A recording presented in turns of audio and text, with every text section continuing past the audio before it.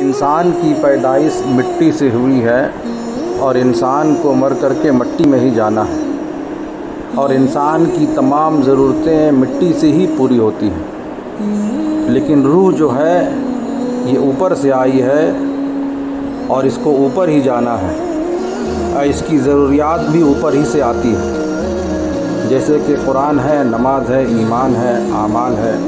اللہ کے نبی پاک صلی اللہ علیہ وسلم کی سنت ہے، اللہ کا حکم ہے۔ جو انسان اللہ کے حکموں کو پورا کرے گا، حضور کے طریقے کو زندہ کرے گا، وہ اپنے روح کو غذا پہنچائے گا، اور جب روح طاقتور بنتی ہے تو یہ اعمال میں لگتی ہے، دنیا کی رغبت اس کے دل سے نکل جاتی ہے اور آخرت کا شوق اس کو پیدا ہوتا ہے۔ آج ہم نے جسم کو کھانا کھلایا اور کھانے کھلا کر کے